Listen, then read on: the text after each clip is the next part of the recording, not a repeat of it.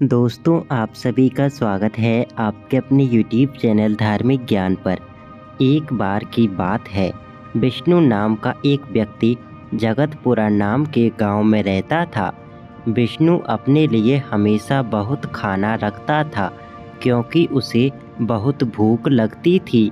अगर विष्णु से कोई आदमी कहे कि अभी तुम्हें भूख लग रही है क्या, इतना सुनते ही विष्णु के मुंह में पानी आ जाता और उसके मुंह से कभी ना नहीं निकलती थी। वो हमेशा खाने की ही बात करता था। वह खा खा कर इतना मोटा हो गया था कि उससे कुछ भी काम नहीं होता था। एक दिन विष्णु के घर में इस बात को लेकर लड़ाई हो गई कि तुम हमेशा खाते ही रहते हो और कुछ भी काम नहीं करते हो। विष्णु को इस बार उसके माता पिता ने अपने ही घर से निकाल दिया। अब विष्णु के पास कुछ भी नहीं था और वह सोच रहा था कि क्या करूं, अब तो मेरा घर भी नहीं है। तभी उसकी नज़र एक साधु बाबा पर पड़ी और विष्णु उनके पास चला गया। विष्णु ने साधु जी से कहा कि आप मुझे कोई काम दे दीजिए जिससे मेरी भूख का कुछ किया जा सके। साधु जी ने पूछा कि क्या कर सकते हो तुम। विष्णु ने कहा कि ऐसा काम जो सिर्फ बैठकर हो सके, क्योंकि चलना मेरे बस का नहीं है। तब साधु जी ने कहा कि ठीक है, तुम मेरे सभी चेलों के लिए खाना बना सकते हो। विष्णु ने कहा ठीक है। साधु जी ने कहा कि भंडार से कुछ सामान ले लो और नदी के किनारे पर बर्तनों को साफ करके खाना बना लो।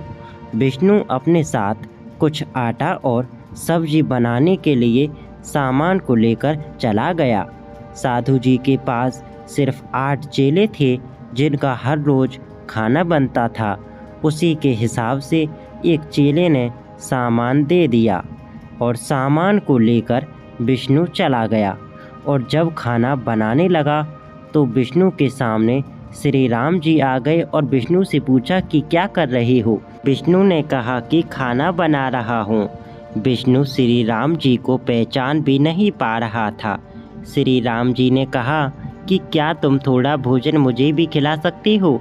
विष्णु ने कहा कि ठीक है। जब भोजन बनकर तैयार हुआ तो विष्णु ने श्री राम जी को भोजन दिया और भोजन करके श्री राम जी बोले कि अगले दिन हम और हमारे भाई भी आएंगे, उनके लिए भी भोजन तैयार कर लेना। विष्णु ने कहा ठीक है। श्री राम के जाने के बाद अब सब चेलों का भोजन बनाकर विष्णु साधु जी के पास ले गया और अगले दिन भोजन के लिए और ज़्यादा सामान की मांग करने लगा। इस पर साधु जी ने सोचा कि शायद इसे भूख ज़्यादा लगती होगी और विष्णु को ज़्यादा सामान दे दिया गया और सामान लेकर विष्णु नदी के किनारे पर चला गया। जब विष्णु ने खाना बना लिया तो श्री राम जी के साथ लक्ष्मण भी आ गए और खाना खाया। इस बार श्री राम जी ने कहा कि कल हम अपनी पत्नी के साथ आएंगे, उनके लिए भी खाना बनाना है। अब विष्णु भी सोच में पड़ गया कि अब क्या होगा, अब तो और भी ज़्यादा खाना बनाना पड़ेगा।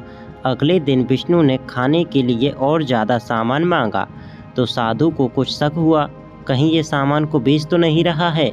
इसलिए साधु जी भी उसके पीछे चले गए।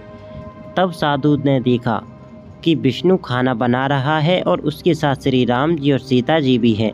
साधु धन्य हो गया, उन्होंने भगवान के दर्शन कर लिए थे। साधु जी उनके पास गए और श्री राम जी के चरण धोकर उनका स्वागत किया और तब विष्णु को पता चला कि यह तो भगवान श्री राम जी हैं और विष्णु ने उनको प्रणाम किया और अपने हाथों से खाना दिया। दोनों का जीवन धन्य हो गया था। साधु जी को भी विष्णु की वजह से आज भगवान के दर्शन हो गए थे। दोस्तों, माना जाता है कि मनुष्य में चाहे कितने ही अवगुण हों, लेकिन उसका हृदय पवित्र और मन शांत है तो उसे भगवान भी आसानी से मिल सकते हैं। आशा है कि आपको यह वीडियो पसंद आई होगी। अगर आपको यह वीडियो पसंद आई हो तो आप हमारे YouTube चैनल धार्मिक ज्ञान को सब्सक्राइब कर सकते हैं और इस वीडियो को लाइक कर सकते हैं। चलिए मिलते हैं फिर किसी नेक्स्ट वीडियो में।